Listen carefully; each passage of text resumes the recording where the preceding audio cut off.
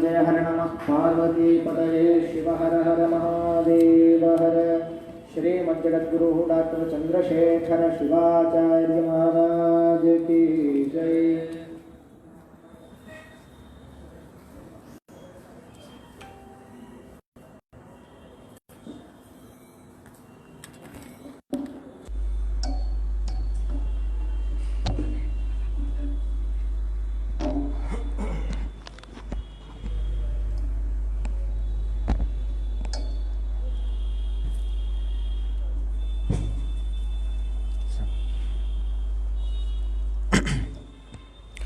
श्री गणेश शारदा गुरुभ्यो नमः।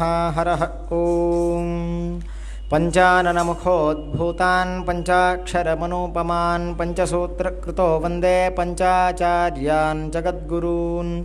विश्वेशलिङ्गसम्भूतं विश्वविद्याविबोधकं विश्ववन्द्यं सदा वन्दे विश्वाराध्यं जगद्गुरुं। गुरुर्ब्रह्मा गुरुर्विष्णुः गुरुर्देवो महेश्वरः गुरुः साक्षात् परब्रह्मा तस्मै श्री गुरवे नमः। गुरवे सर्वलोकानां भिषजे भवरोगिणां निधये सर्वविद्यानां दक्षिणामूर्तये नमः। वागर्थाविव सम्पृक्तो वागर्थप्रतिपत्तये जगतः पितरौ वन्दे पार्वती परमेश्वरौ। श्रीगुरुभ्यो नमः। हरः ॐ। ॐ शन्नो मित्रः शं वरुणः शन्नो भवत्वर्यमा शन्न इन्द्रो बृहस्पतिः शन्नो विष्णुरुक्रमः। नमो ब्रह्मणे नमस्ते वायो त्वमेव प्रत्यक्षं ब्रह्मासि त्वमेव प्रत्यक्षं ब्रह्म वदिष्यामि ऋतं वदिष्यामि सत्यं वदिष्यामि तन्मामवतु तद्वक्तारमवतु। अवतु माम् अवतु वक्तारम्। ॐ शान्ति शान्ति शान्तिः।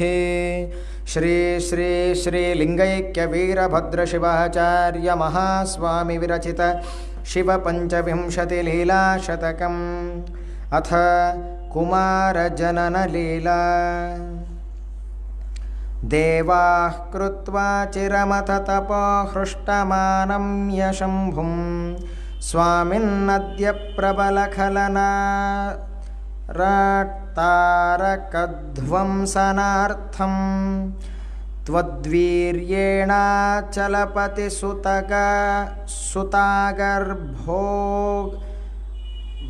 सुतागर्भयोगं विनैव द्रायुत्पाद्यस्तनय इति तं प्रार्थयामासुरेशम्। आकर्ण्येदं सरोषां सुरततिरसुता स्यादिति द्राक्षपन्तीं रुद्राणीं सान्त्वयन् सन् पशुपतिरमराभीष्टसिद्ध्यै स्ववीर्यम्। तत्याजेतद्गृहीत्वा नीलसुहृदमरैः प्रार्थितो विष्णुपद्या मत्याक्षेत्साप्यशक्ता तदथ शरवणं प्रापयामास तीव्रम्।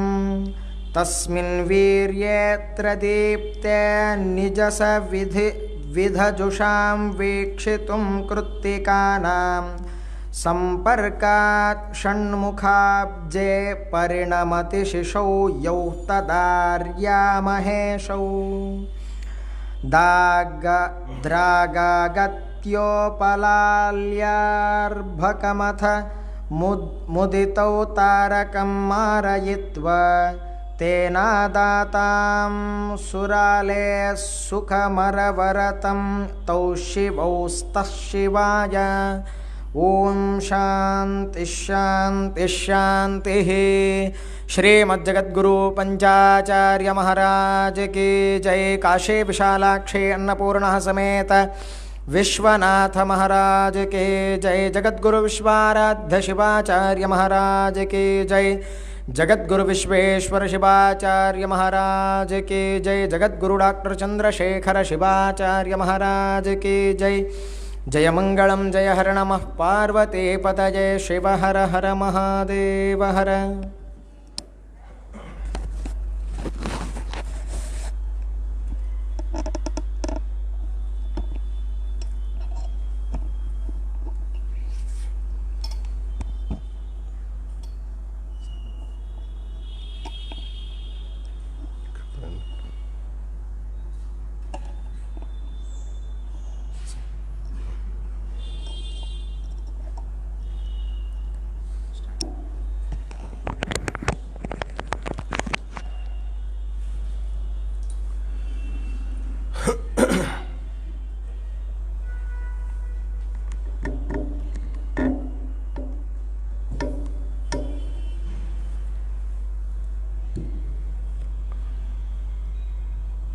विश्वेशलिंग संभूतम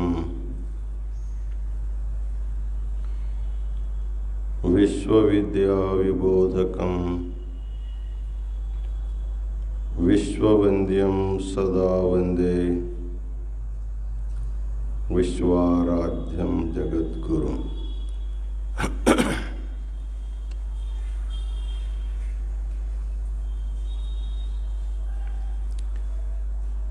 काशी ज्ञान सिंहासन के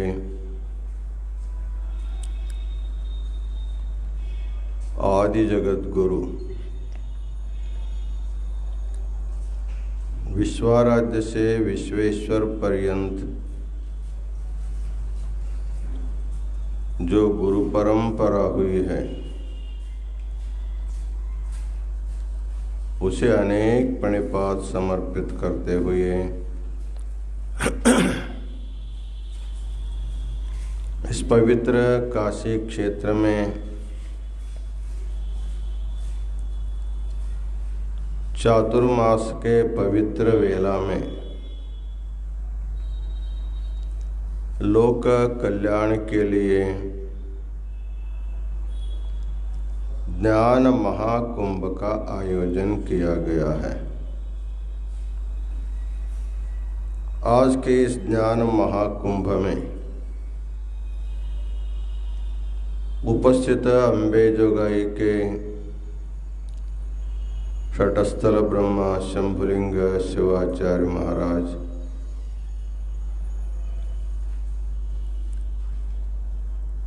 शिवाचार्यों के धर्म संदेश श्रृंखला में आज शिवयोग के बारे में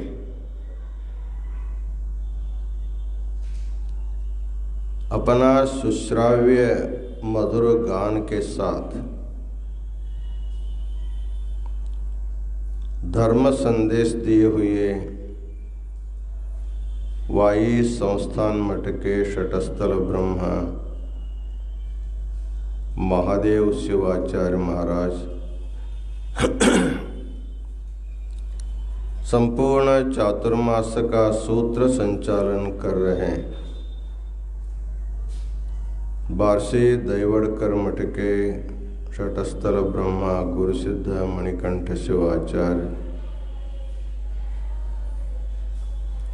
विश्वाराध्य गुरुकुल के प्राध्यापक और विद्यार्थीगण, श्रीपीठ के सेवक वर्ग और यात्रीगण और माताओं,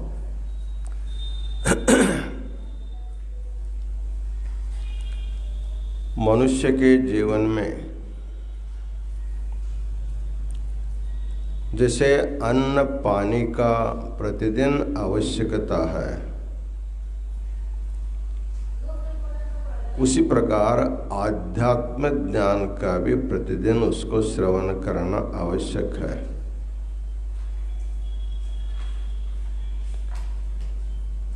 प्रतिदिन संभव नहीं है तो कम से कम चातुर्मास में तो करना चाहिए।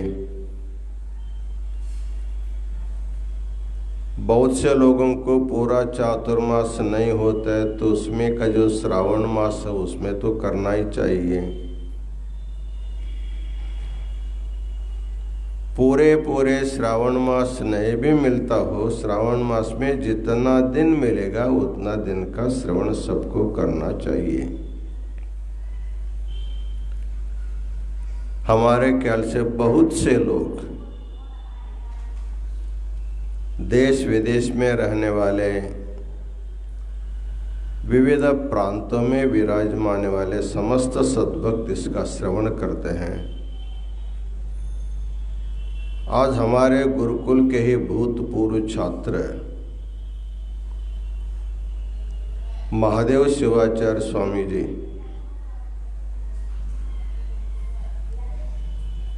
महादेव शिवाचार्य स्वामी जी कीर्तन अच्छे करते हैं, प्रवचन भी करते हैं, सुंदर कंठ से गा भी लेते हैं। आज उन्होंने शिवयोग के बारे में, शिवयोग की आवश्यकता के बारे में अपना धर्म संदेश में बताते हुए भगवान शिव के प्रति सुंदर ज्ञान प्रस्तुत करने के कारण महादेव शिवाचार्य जी को अनंत मंगल आशीर्वाद प्रदान करते हैं।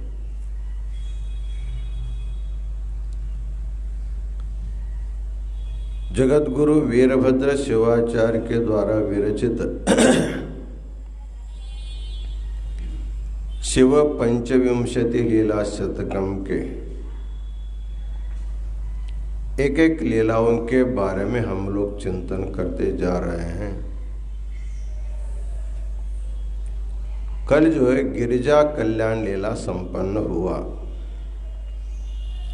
शिव पार्वती का विवाह संपन्न हुआ। उसका उद्देश्य ये था भगवान शिव के तेज से एक ऐसा वीर शूर बालक का जन्म होना चाहिए, क्योंकि तारकासुर नामक जो राक्षस था, जिन्होंने वज्रांग नामक दैत्य का वो पुत्र था। कहते हैं प्रायः राक्षस लोग तपश्चर्या करने में बहुत ही कठोर तपश्चर्या करते थे, लेकिन वे लोग तमोगुणी रजोगुणी होने के कारण इतना कठोर तपश्चर्या करके भी अपने लिए और अपने परिवार के लिए जो मंगल प्राप्त करना चाहिए था वो उनसे संभव नहीं हो पाता है। इसलिए तपश्चर्या करने वालों को सात्विक भाव से यदि तपश्चर्या करेगा कोई आदमी, उसका फल खुद उसको भी अच्छा होता है, उनके परिसर के लिए भी अच्छा होता है। तो तारकासुर तपश्चर्या करके ब्रह्मा जी से बहुत ही असंभव वचन को, वर को उन्होंने प्राप्त किया था। शिव के तेज से बालक उत्पन्न होना चाहिए, लेकिन पार्वती के गर्भ से उसका जन्म नहीं होना चाहिए। मतलब ऐसा बालक उत्पन्न होगा ही नहीं, जब होगा नहीं तो मेरा वध कैसे करेगा। इस प्रकार का बहुत युक्ति विचार करके उन्होंने वर मांगा था। लेकिन मृत्यु जो है कहीं न कहीं अपने रास्ता ढूंढ लेती है। कितना भी आप मृत्यु नहीं आने के लिए भद्र व्यवस्था करने पर भी कहीं न कहीं मृत्यु आने के लिए रास्ता छूट जाता है। उसका कारण है जातस्य ही ध्रुवो मृत्यु। ये जो नियम है, जो जीव जन्म लेता है उसको एक न एक दिन अवश्य मरना ही पड़ता है। लेकिन मनुष्य जितना भी बुद्धि लड़ा करके मृत्यु से भागने के लिए प्रयत्न करता है, लेकिन बाद में जहां मृत्यु वहीं जाकर के फंस जाता है। एक उदाहरण के लिए हम बताएंगे। एक राजा रात में सो रहा था। उसको ब्राह्म मुहूर्त में एक स्वप्न पड़ा। स्वप्न में एक बहुत काला, बहुत बड़ी आकृति उनके स्वप्न में आई। आ करके उनको कहने लगी, कल शाम को 6 बजे तक, सूर्यास्त होने तक मैं तुम्हें लेने के लिए आऊंगा और तुम तैयार रहना। तो घबरा करके उठ जाता है।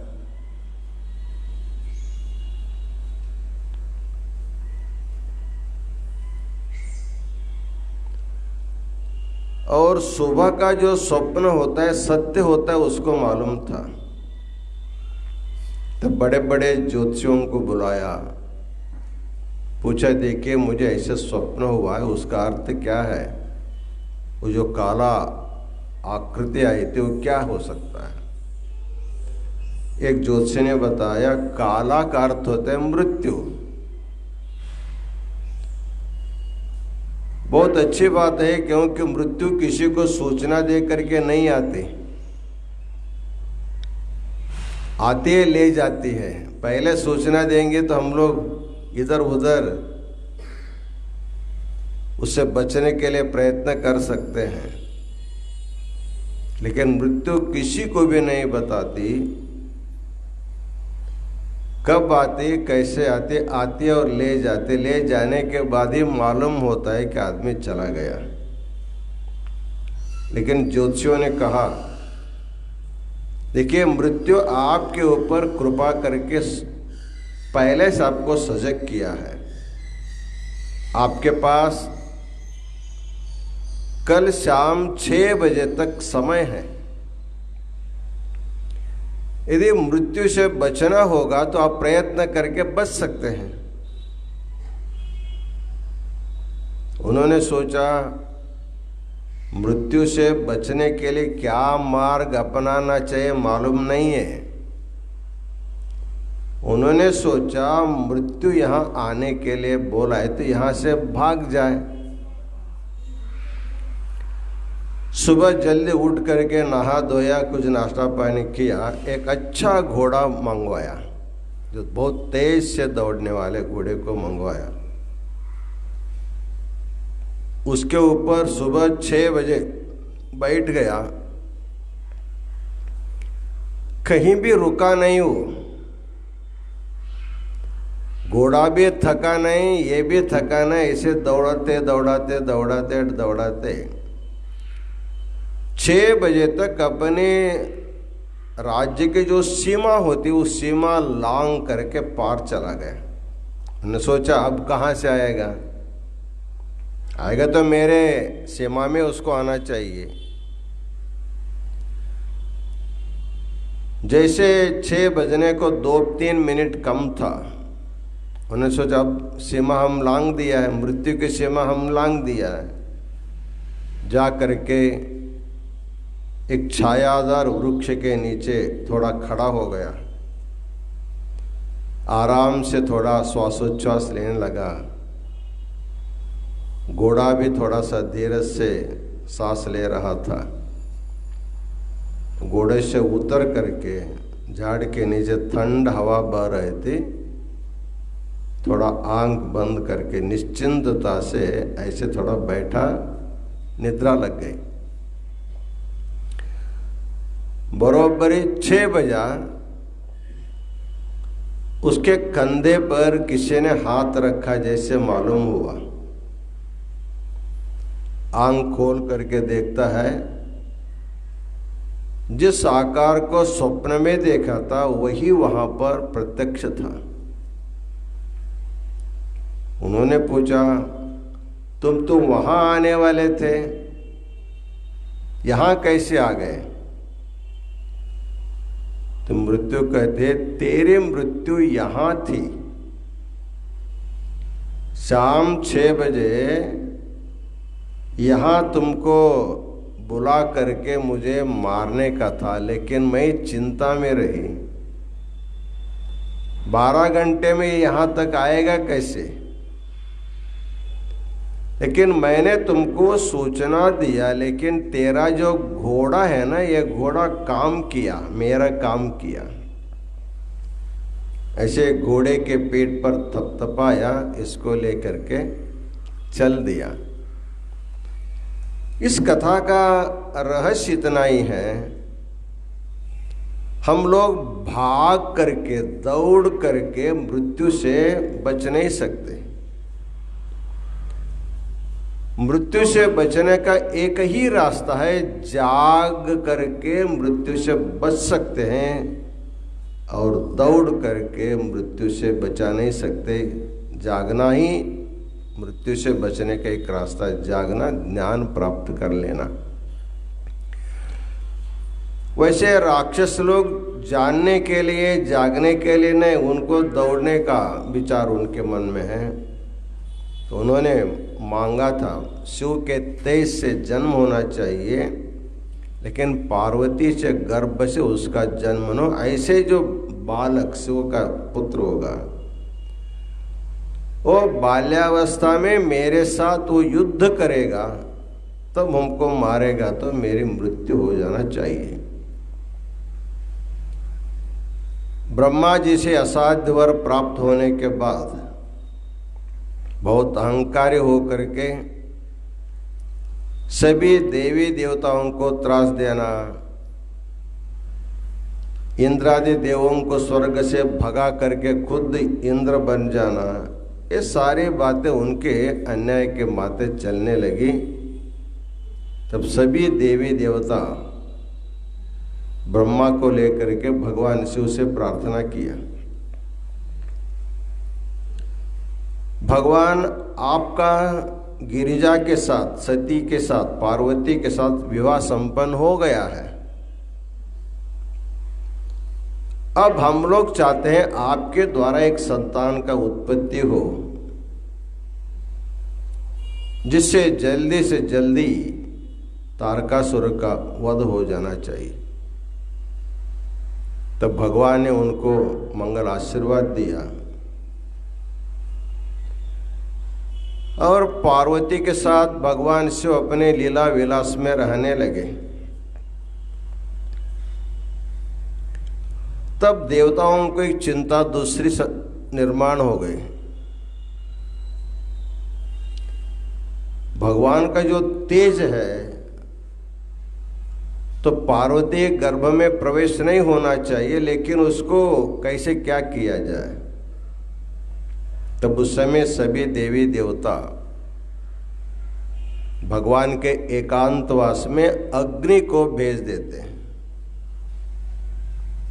उस समय एकांत में अग्नि जो आया, उसको देख करके शिव पार्वती दोनों क्रुद्ध हो जाते हैं और भगवान ने कहा, जिस तेज के लिए तुम आए हो, ये तो तेज ले जाओ।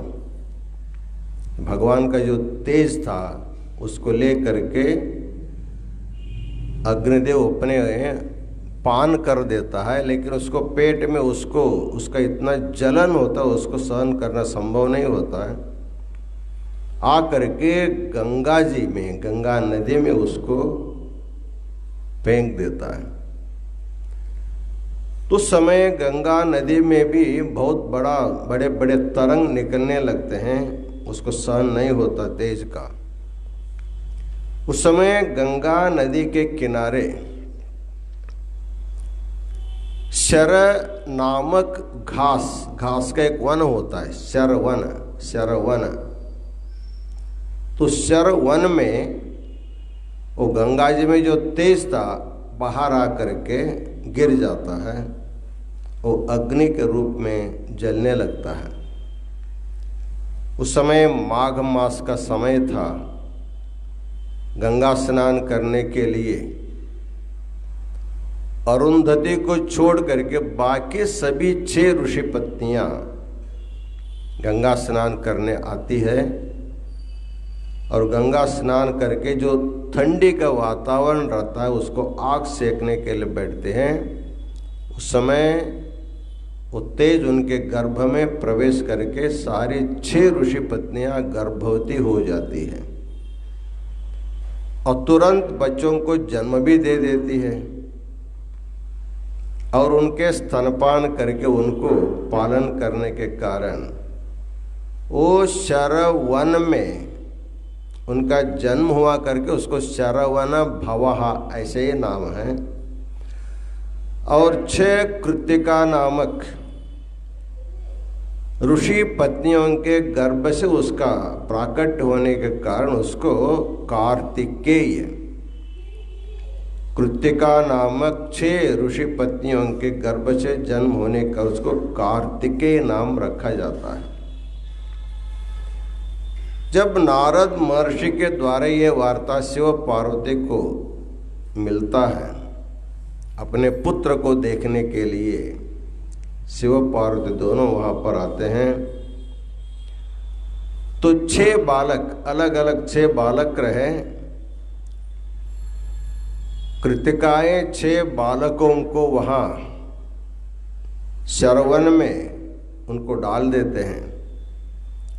तो पार्वती को इतना मातृत्व स्नेह से उन 6 बालकों को अत्यंत प्रेम से ऐसे दबा करके सबको एक साथ लेकर के अपने छाती को लगा लेती है। उस समय जो 6 शरीर थे वो शरीर एक हो गया, लेकिन सिर जो है 6 रह गए, इसलिए उनका नाम षडाननः, 6 मुख होने के उसका नाम षडानन रखा गया। उसको शिव पार्वती कैलाश में ले जाते हैं। ले जाने के बाद भगवान शिव ने सोचा इतना अपूर्व पुत्र हमको मिला है, इसको कुछ सिखाना चाहिए, विद्या पढ़ानी चाहिए। बच्चे को तो पहले विद्या सिखाना पड़ता है। तो प्रायः पिताजी कितना भी बड़ा ज्ञानी होशियार होगा, लेकिन अपने बच्चों को खुद नहीं पढ़ाता, किसी के पास भेजता है, क्योंकि पिता के प्रेम से बच्चा पढ़ता नहीं करके। उस समय भगवान शिव पार्वती अपने बेटे को ब्रह्मा जी के पास भेजते हैं, इनको थोड़ा शिक्षा दीक्षा उनको पढ़ाइए। ब्रह्मा जी बहुत खुशी से उनको बुलाया। जब ब्रह्मा जी के पास गया, कार्तिकेय बहुत छोटा था, उन्होंने ब्रह्मा जी से पूछा, ब्रह्मा जी आप ओंकार का अर्थ जानते हैं क्या? ऐसे उन्हीं को बोलता है जो सीखने गया, खुद सिखाने वाले ब्रह्मा को बोलता है, आप ओंकार का अर्थ जानते हैं? ब्रह्मा ने बोला, ओंकार मेरे कंठ से प्रकट हुआ है।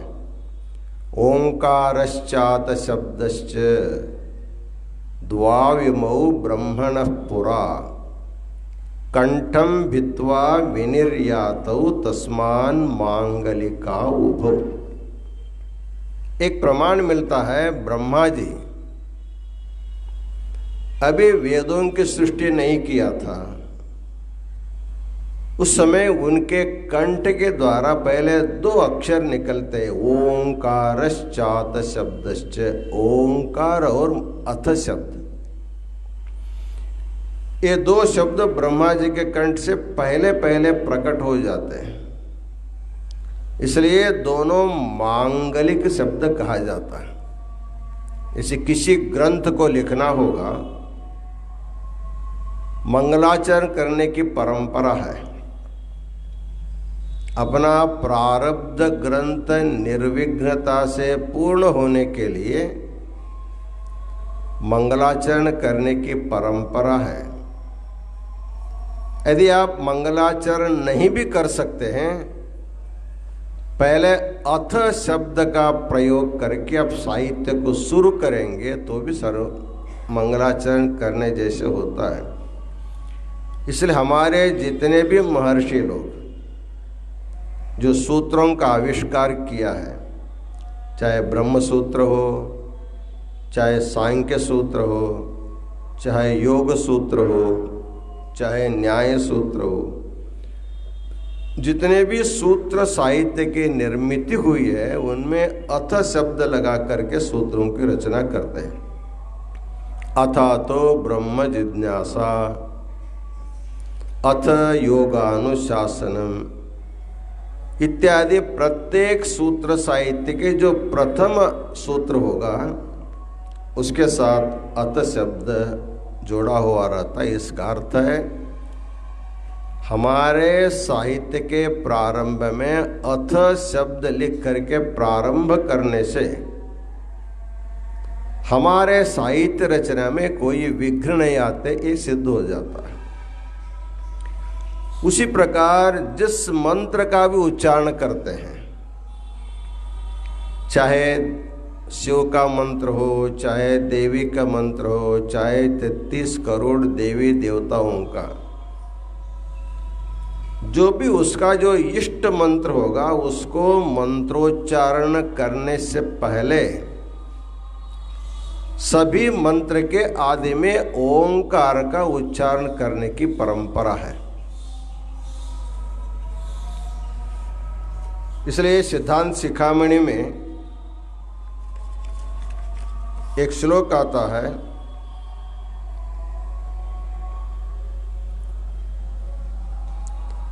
मंत्रन्यासादिभूतेन प्रणवेन महामनोः प्रबोध्यते महादेवः केवलः चित्सुखात्मकः। मंत्रन्यासादिभूतेन प्रणवेन महामनो, मंत्रन्यासादिभूतेन का अर्थ है मंत्रन्यास से पहले जो रखा जाता है। जैसे पंचाक्षर मंत्र है नमः शिवाय, उसके आदि में ओंकार जब लगाते हैं, ओंकार जो है मंत्र का शिरस माना जाता है। सभी मंत्रों का जो सिर है वो ओंकार है। इसलिए ओंकार के बिना यदि किसी मंत्र का उच्चारण करते हैं तो उसका अर्थ होगा जैसे बिना सिर का मनुष्य जैसे अमंगल होता है। मस्तक से ही मनुष्य है, मस्तक नहीं रहेगा तो मनुष्य ही नहीं है। इसलिए ओंकार पहले है तो मंत्र का महत्व है, ओंकार नहीं है तो उसका कोई महत्व नहीं होता। इसलिए मंत्रन्यासादिभूतेन प्रणवेन महामनोः, महामनो इसका अर्थ है पंचाक्षर महामंत्र के लिखने से पहले जो आद्यक्षर होता है ओंकार, उससे प्रबोध्यते महादेवः निश्चलः चित्सुखात्मकः। सच्चिदानंद स्वरूपी परब्रह्म परमात्मा ही ओंकार का मूल अर्थ माना जाता है। तो जब कार्तिकेय षडानंद ब्रह्मा से पूछा आप ओंकार का अर्थ जानते हो? उन्होंने बोला देखो भैया, मेरे कंठ से ओंकार निकला है इतना मुझे मालूम है, मैं ओम ओम बोलता हूँ, लेकिन अभी तक मैं ओम का अर्थ समझने के लिए प्रयत्न नहीं किया हूँ। जब आपको पहला अक्षर, पहले जमाने में जब स्कूल में भेजते थे, ओम कार का ही उच्चारण करके उनको सिखाया जाता था। ओम पहला अक्षर पढ़ाते थे। उन्होंने कहा जो पहला अक्षर का अर्थ आपको मालूम नहीं है तो आपसे मैं क्या पढ़ सकता हूँ। तो ब्रह्मा जी आश्रम छोड़ करके कार्तिकेय वापस कैलाश आया तो पार्वती परमेश्वर दोनों बैठ करके विचार कर रहे थे। मेरा बेटा ब्रह्मा जी के पास गया है, ब्रह्मा जी के द्वारा उनको बहुत बड़ा ज्ञान मिलेगा, बहुत बड़ा ज्ञानी हो करके हमारा पुत्र हमारे कैलाश वापस आएगा, ऐसे विचार करते तब तक वो आ ही गए वापस तुरंत। जैसे आप अपने बच्चे को स्कूल में डाल के आए तुरंत भाग के आता है, वैसे ब्रह्मा जी को छोड़ करके वापस कैलाश आया। शिव को आश्चर्य हुआ, अरे कार्तिकेय तुम बिना अध्ययन के वापस आ गए। उन्होंने कहा किसके पास अध्ययन करना चाहिए, जिसके पास आपने भेजा है उसको कुछ मालूम नहीं, मैं उनसे क्या पढ़ सकता हूं। तो क्या हुआ, उन्होंने बोला मैं ब्रह्मा जी से पूछा, उन्होंने ओम अक्षर मुझे लिख करके दिखाया। हमने पूछा उनके इस ओम का अर्थ क्या होता है बताइए। उन्होंने कहा मैं ओम पढ़ सकता हूँ, ओम का उच्चारण कर सकता हूँ, लेकिन ओमकार का अर्थ मुझे मालूम नहीं है। ऐसे उन्होंने कहा फिर वहाँ क्या पढ़ना है। तब कार्तिकेय भगवान शिव से पूछा आप ओंकार का अर्थ जानते हो।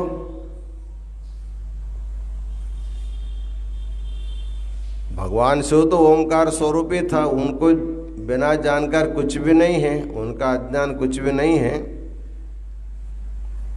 फिर भी अपने पुत्र को प्रोत्साहन देने के लिए, पुत्र की महिमा बढ़ाने के लिए भगवान शिव ने कहा अरे बेटा ओंकार का अर्थ मैं भी नहीं जानता हूं, क्या तुम जानते हो। सबकी परीक्षा लेने तुम चले हो, क्या उसका अर्थ तुम खुद जानते हो क्या। हाँ मैं जानता हूं। इसलिए षण्मुख जो है, षडानंद जो जगत का गुरु माना जाता है। जितना बड़ा शूर था, जितना बड़ा वीर था, उतना बड़ा सबसे बड़ा ज्ञानी कार्तिकेय को माना जाता है। उन्होंने बोला हाँ मैं जानता हूं।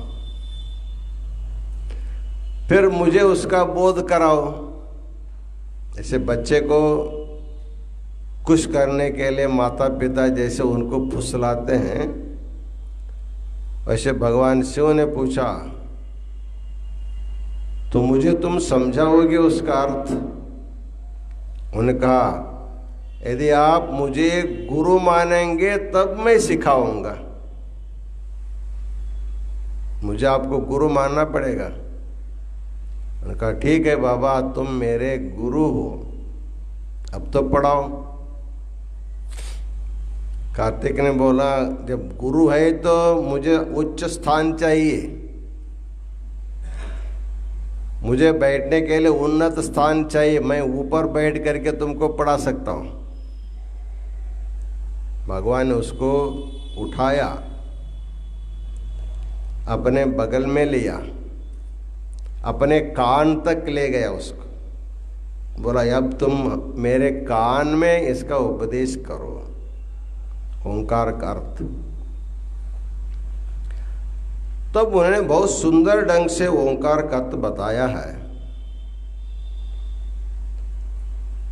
बताते हैं ओम को प्रणव कहा जाता है, ओंकार को प्रणव। इसलिए महर्षि पतंजलि ने तस्य वाचकः प्रणवः, जो क्लेश कर्म विपाक आशयैरपरामृष्टः पुरुष विशेषः, जिसको किसी प्रकार का क्लेश कर्मादि का संबंध नहीं है, ऐसा जो पुरुष विशेष है उसको ईश्वर कहते हैं। तो उसका नाम क्या है, तस्य वाचकः प्रणवः। उसको बुलाने के लिए हम ओंकार का प्रयोग करते हैं, उसी को प्रणव कहा जाता, प्रणव। तो प्रणव जो है उसका अर्थ बताते हैं प्रकर्षेण नूयते स्तूयते इति प्रणवः। भगवान परब्रह्म परमात्मा की जो हम लोग स्तुति करते हैं, वेद भगवान की स्तुति करता है, आगम भगवान की स्तुति करते हैं, पुराण में ऋषि महर्षि ने भगवान की स्तुति किया है, आधुनिक कवियों ने स्तुति किया है, कालिदास आदि महाकवियों ने भगवान की स्तुति किया है। हजारों हजारों करोड़ों करोड़ों श्लोकों में भगवान की स्तुति किए हैं। लेकिन कहते हैं ये सब स्तुति जो है वो दूसरे कोटि में आते, पहला कोटि में नहीं। भगवान का सचमुच स्तुति करने वाला एक अक्षर कोई होगा, वो है प्रणव। प्रकर्षेण नूयते स्तूयते इति प्रणव। केवल ओमकार का उच्चारण करने से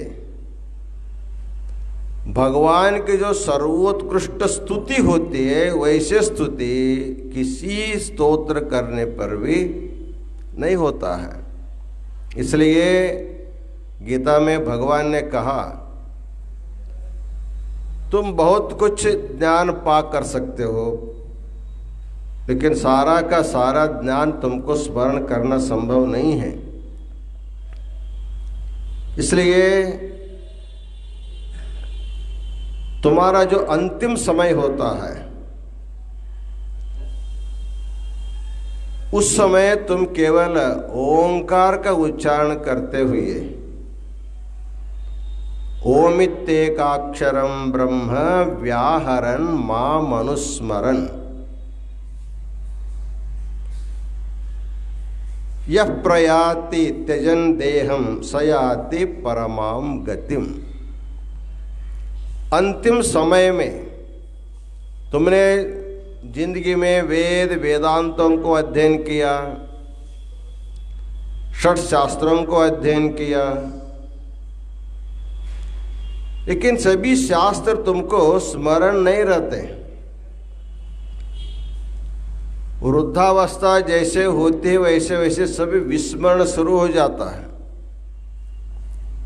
60 साल के बाद बुद्धि अपन ग्रहण शक्ति कम होकर जाती है। धीरे धीरे धीरे धीरे हम बोलते जाते हैं, बोलते जाते हैं, बोलते जाते हैं, कभी कभी सब बोल जाते हैं। भगवान कहता है सब बोलो, कोई हर्जा नहीं है। ओमित्येकाक्षरम ब्रह्म, ओम जो है साक्षात परब्रह्म है। इसलिए ओम तत् सत, ये 3 शब्द जो है भगवान को साक्षात प्रतिपादन करने वाले हैं। इसलिए कहते हैं ओमित्येकाक्षरम ब्रह्म व्याहरन् माम अनुस्मरन् यः प्रयाति त्यजन् देहं स याति परमां गतिम। शरीर छोड़ते समय जो व्यक्ति ओंकार का उच्चारण करते हुए मेरा स्मरण करता करता शरीर छोड़ देता है, तो उतने मात्र से वो मेरे गति को प्राप्त कर लेता है। इस प्रकार ओम जो है भगवान का सर्वोत्कृष्ट स्तुति है, सर्वश्रेष्ठ मंत्र है। इसलिए नूयते, प्रकर्षेण नूयते स्तूयते इति प्रणवः। भगवान को सर्वोत्कृष्ट जो स्तुति है वो प्रणव से ही होता है। इसलिए प्रणव का अर्थ जो है सबसे श्रेष्ठ भगवान को स्तुति करने का एकाक्षर मंत्र है। इसके बारे में फिर बताते हैं, पप्रपंचो न नास्ति यो युष्माकं प्रणवं विदुः प्रकर्षेण नयेद्यस्मान् मोक्षं वा प्रणवं विदुः। प्रणव का अर्थ बताते हैं, प्रणव 3 अक्षर का शब्द है। कहते हैं प्रपंचः, प्र का अर्थ होता है प्रपंच, सारा संसार, न का अर्थ होता है न मतलब नास्ति, प्रपंचः नास्ति, और वहा का अर्थ युष्माकम, आपके लिए। जो प्रणव का उच्चारण करता है उनके लिए प्रपंच नाईसा हो जाता है, उसको प्रपंच नहीं रहता है। प्रपंचो न नास्ति, वो युष्माकम प्रणवम विदुः प्रकर्षेण नयेद्यस्मान् मोक्षं वा प्रणवम विदुः। प्रकर्षेण नयेत, मोक्षम। जो व्यक्ति अंतिम समय में प्रणव का उच्चारण करता है उसको यदि मोक्ष पाने के लिए नहीं भी चाहेगा फिर भी उनको बलात्कार से उसको खींच करके ले जाने का सामर्थ्य प्रणव में है। इसलिए कहते हैं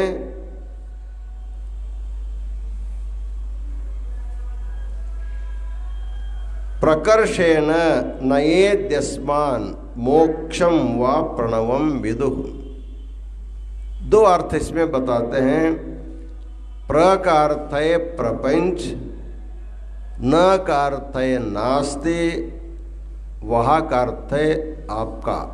जो उच्चारण करता उनके लिए प्रपंच नहीं रहता, प्रपंच उनको मुक्ति हो जाती। एक ये अर्थ होता है। दूसरा अर्थ बताते हैं प्रकर्षेण नयेद्यस्मान् मोक्षं वा प्रणवम विदुः। इस मंत्र का उच्चारण करने वालों को वो ओंकार ही उनको इस संसार से कीचड़ से, उसको बलात्कार से खींच करके मुक्ति प्रदान करता है।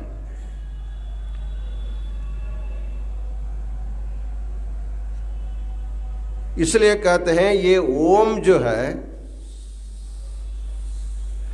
सभी मंत्रों में सबसे श्रेष्ठ मंत्र माना जाता है।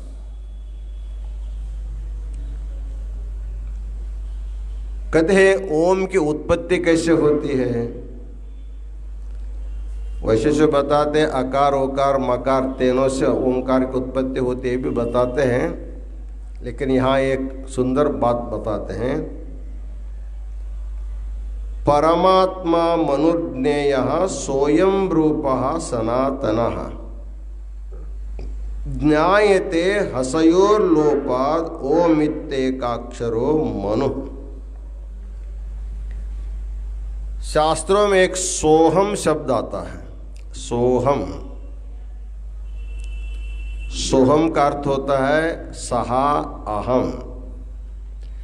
जो परब्रह्म परमात्मा वही मैं हूं।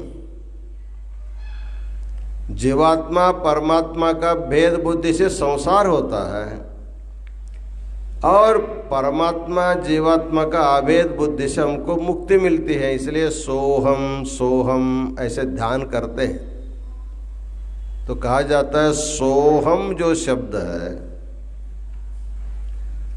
इस सोहम में एक स अक्षर और ह अक्षर है। सो में स है, हम में ह है। इन दोनों अक्षरों का लोप करने से, सकार का और हकार का लोप करने से बचता है ओम। सोहम, सो में स गया, ओ रह गया, हम में ह गया, म रह गया, तब क्या होता है ओम। सोहम में बचेगा ओम। इस प्रकार भगवान शिव को कार्तिकेय जो है अपने पिता को उपदेश करता है ओंकार का अर्थ। तब भगवान अपने पुत्र के ऊपर प्रसन्न होकर के बोलता तुम इस जग के गुरु बन जाओ, तुम ही गुरु हो जाओ, सभी ऋषियों को तुम्हें उपदेश करो। इसलिए महर्षि अगस्त्य जी को शिवधर्मोत्तर नामक शास्त्र का पहला बोधन किया है स्कंद। महर्षि व्यास ने इनके नाम से एक पुराण की रचना किया, स्कंद पुराण। बहुत बड़ा स्कंद पुराण है। इस पूरे स्कंद पुराण में स्कंद के द्वारा सभी ऋषियों को उपदेश किया गया वार्ता उसमें देखने को मिलता है। अर्थात जितने भी ज्ञानी संसार में हैं उन सभी ज्ञानियों को ज्ञान प्रदान करने वाला महाज्ञानी जो था वो भगवान कार्तिकेय था। उन्हीं के द्वारा सबको ज्ञान प्राप्त हो जाता है। इस प्रकार ये बड़े ज्ञानी हो गए बहुत छोटे उम्र में। इधर तारकासुर का उपद्रव ज्यादा होने लगा। कई बार तारकासुर जो है इस बालक को अपहरण करने का भी प्रयत्न करता है। फिर गंगा माता पार्वती की कृपा से अपहरण सफल नहीं होता है। बाद में तारकासुर उसको युद्ध में जब ललकारता है उस समय सभी देवी देवता उनके पास आते हैं। आकर के उनको देव सेनानी बनाते हैं, देवता उनके सेनाधिपति। इसलिए भगवान गीता में कहते हैं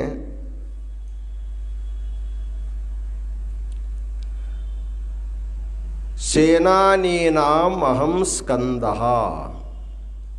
जितने भी सेनापति है भगवान ने अपने विभूति योग में बताया है मैं क्या क्या हूँ। अक्षरों में ओंकार इत्यादि रूप में जो बताते हैं। वृक्षों में मैं अश्वत्थ हूँ, घोड़ों में उच्चैश्रव हूँ, हाथियों में ऐरावत हूँ, ऐसे जो बताते हैं वैसे बताते हैं थे सेनानीनाम अहम स्कंदः। स्कंद जो है भगवान कार्तिकेय का एक नाम है। उसका अर्थ होता है स्कंदते उत्प्लुत्य गच्छति स्कंदः, जो उड़ के जाता है। उनका मोर वाहन है इसलिए वो हमेशा उड़ के जाता है। एक अर्थ होता है स्कंदति शोषयति दैत्यानिति स्कंदः, सभी राक्षसों को सुखा डालता है। जो भी राक्षस उनके पास आता है उनके साथ स्कंद को युद्ध करने की जरूरत नहीं। भगवान शिव के तेज से उत्पन्न होने के कारण उसके शरीर इतना तेज तरता है, जो भी उसके पास आता है वो तो सूख जाता है। जैसे अग्नि के सामने हरा भरा घास पे ले जाएंगे, अग्नि के ज्वाला के द्वारा जैसे घास फूस भी सूख करके जल जाता है, वैसे दैत्यों को सुखा करके जला डालने का सामर्थ्य इसके पास होने के कारण इसको स्कंद स्कंद कहते हैं। इनको देवताओं के सेनानी का पद दिया जाता है, सेनापति उसको करते हैं। जब युद्ध में जाते हैं तो समय कहा गया है, वैसे तो कार्तिकेय को तारकासुर से युद्ध करने का अवसर ही नहीं मिलता है। जैसे एक मोमबत्ती को जलती हुई अग्नि के आग के नजदीक ले जाएंगे, जैसे वो पिघल जाता है, वैसे युद्ध भूमि में कार्तिकेय जाने के बाद तारकासुर जो है अग्नि के पास गए मोमबत्ती के जैसे पिघल करके मर जाता है। तब उसका अंत होता है। सभी देवी देवता प्रसन्न हो जाते हैं। भगवान शिव का पुत्र जो है हमारा रक्षा किया करके उनको सेनापति पद दिया जाता है। उसके बाद इंद्र जो है अपनी लड़की देवसेना के साथ उसको शादी करते हैं। और इधर दक्षिण से वल्ली नामक कन्या से भी उनकी शादी होती है। वैसे तो कार्तिक के लिए 2 शक्तियां का वर्णन भी मिलता है और कभी कभी उसको ब्रह्मचारी नाम से भी बोला जाता है। उनको दर्शन करने के लिए स्त्रियों को जाना मना, ऐसे अनेक मंदिरों में हमको देखने को मिलता है। लेकिन भगवान कार्तिकेय जो है अनेक नामों से उनकी प्रसिद्धि है। उनको हम लोग षडानन कहते हैं, उनको स्कंद कहते हैं, उनको शरवण भव कहा जाता है, उनको कार्तिकेय कहा जाता है, उनको दक्षिण में मुरुगन कहा जाता है, उनको सुब्रह्मण्य कहा जाता है। प्रायः तमिलनाडु में उनके बहुत बड़े मंदिर आपको देखने को मिलते हैं। शिव की अपेक्षा कार्तिक की भक्ति करने वाले भक्त ज्यादा वहां पर है। मुरुगन मुरुगन करके, मुरुगन का अर्थ होता है अतिशय सुंदर देव, तमिल में वो मुरुगन कहते हैं। वैसे तो कार्तिकेय की पूजा तमिलनाडु में तो होता ही है, श्रीलंका में है, मलेशिया में और सिंगापुर में भी कार्तिकेय के बड़े बड़े मंदिर देखने को मिलते हैं। ऐसे अत्यंत प्रभावी, शूर, सुंदर, अत्यंत बुद्धिमान देवों में जो है वो भगवान कार्तिकेय को माना जाता है।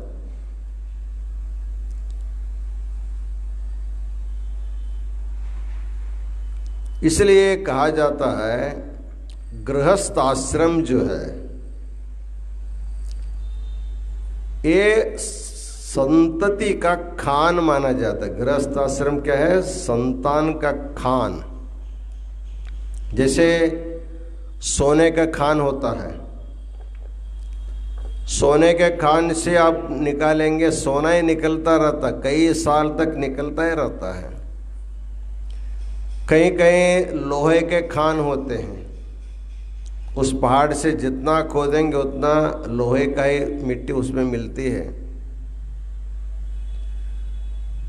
कहीं कहीं जो है ग्रेनाइट का भी खान मिलता है। इसी प्रकार अनेक अमूल्य वस्तुओं का जो खान होते हैं, जैसे वहाँ से निकलते हैं, रत्नों का खान होता है, द्रव्यों का खान होता है, तेलों का खान होता है। वैसे गृहस्थ आश्रम क्या है? गृहस्थ आश्रम संतानों का खान है। इस संसार को उत्तम संतति प्रदान करने वाला दिव्य खान का मतलब गृहस्थ आश्रम है। भगवान शिव गृहस्थ आश्रम स्वीकार करके एक संतान को जन्म दिया। इतना बुद्धिमान था, पिता को गुरु होने का इतना बड़ा बुद्धिमान संतान को जन्म देता है। इसलिए कहा जाता है गृहस्थ आश्रम जो है इस संसार को चलाने वाला सबसे श्रेष्ठ आश्रम गृहस्थ आश्रम है। गृहस्थ आश्रम है इसलिए विज्ञानी है, गृहस्थ आश्रम है ज्ञानी है, गृहस्थ आश्रम है योगी है, गृहस्थ आश्रम है गुरु है, गृहस्थ आश्रम है तो जगत गुरु है। गृहस्थ आश्रम नहीं रहता तो कुछ भी नहीं रहता था। इसलिए कहा जाता है भगवान शिव ने अत्यंत श्रेष्ठ गृहस्थ आश्रम स्वीकार करके संसार के सभी गृहस्थों को उन्होंने प्रबोधन किया है। किस प्रकार के संतान को जन्म देना है तुम्हारे हाथ में है। जितना तुम लोग सात्विक रहेंगे, जितना सदाचार रहेंगे, उतने सात्विक शक्तियां तुम्हारे गर्भ से उत्पन्न हो जाते हैं, वो लोग के उपयोगी पड़ते हैं। इसलिए हर एक गृहस्थ को उत्तम संतान देने के लिए उत्तम आचार विचार गृहस्थ आश्रम का जो भी नियम है उसको सच्चे दिल से सच्चे मन से यदि पालन करेंगे तो शिव पार्वती के जैसे आप लोग भी उत्तम संतान को जन्म दे सकते हैं। इसलिए शादी करते समय आप लोगों को जब शादी करते हैं तो शिव स्वरूपी वर को पार्वती रूपी कन्या को मैं दान देता हूं, ऐसे संकल्प करते हैं। विष्णु का नाम लेकर के लक्ष्मी का नाम लेते हैं। इसी प्रकार भगवान शिव स्वरूपाय वराय पार्वती रूपाम कन्याम प्रददे, अर्थात शिव स्वरूपी वर को पार्वती रूपी कन्या को मैं दान देता हूँ। अर्थात जितने भी गृहस्थ हैं साक्षात शिव पार्वती के ही स्वरूप होते हैं। अपने स्वरूप को, अपने आश्रम की गरिमा को जानते हुए आप इस संसार के लिए उत्तम से उत्तम संतान प्रदान करने का एक भाग्य आपको भगवान ने दिया है। इसलिए कुमार संभव लीला के माध्यम से भगवान ने खुद संसार को सत संतति को प्रदान किया। वैसे संतति प्रदान करने का मंगल आशीर्वाद सबको भगवान ने दिया है। भगवान की कृपा से सभी गृहस्थ सदाचारी बने, सभी गृहस्थों के घर में कार्तिकेय जैसे संतान मिले, उनका वंश का उद्धार हो। इन्हीं वचनों के साथ आज का आशीर्वचन पूर्ण करते हैं। ओम शांति शांति शांति।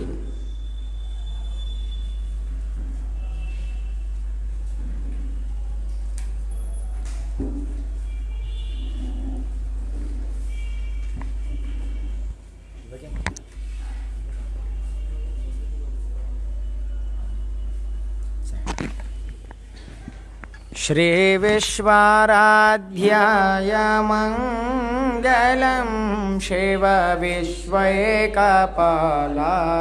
मंगलम।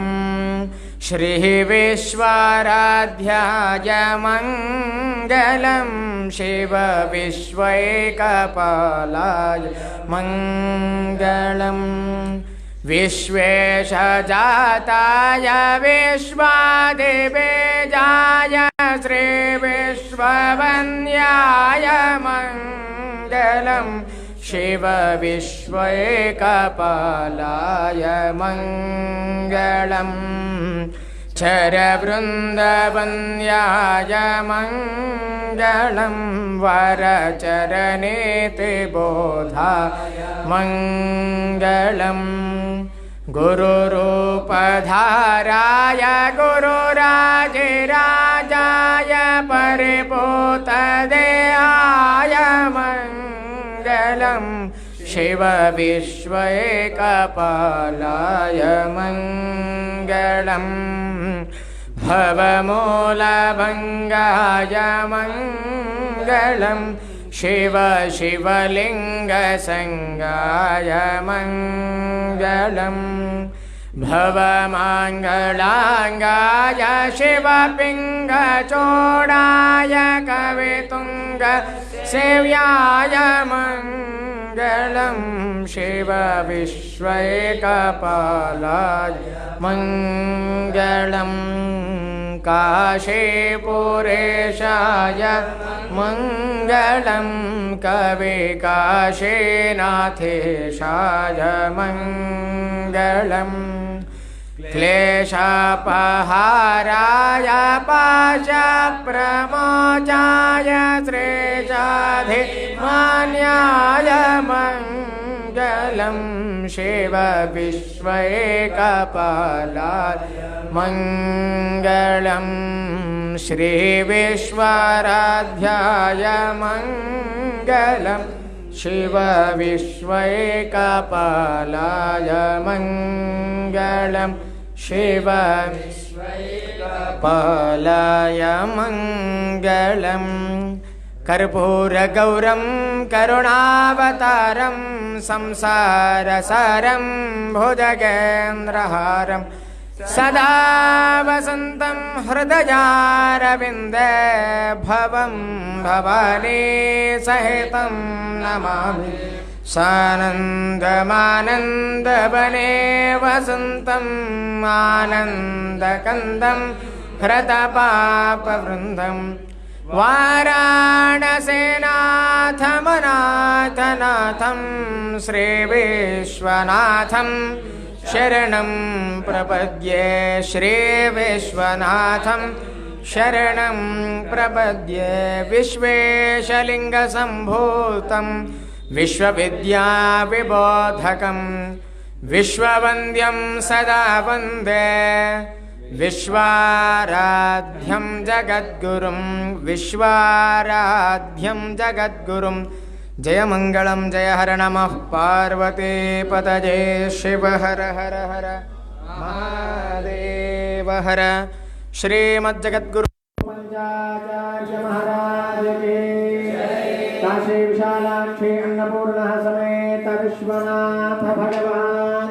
के जगद्गुरु विश्वाराध्य शिवाचार्य महाराज के जगद्गुरु विश्वेश्वर शिवाचार्य महाराज के गुरु चंद्रशेखर शिवाचार्य महाराज के जगद्गुरु वीरभद्र शिवाचार्य महाराज के मानव धर्म के जय वागले मानव धर्म के जय वागले धर्मविंदले विश्व के धर्मविंदले विश्व के वंदे विश्वाराध्यं वंदे पंचाचार्यान् मंगलम जय हर नमः पार्वतीपतये शिव हर हर महादेव सहस्रशीर्षा पुरुषः सहस्राक्षः सहस्रपात् तमोविं विश्वतो भूत्वा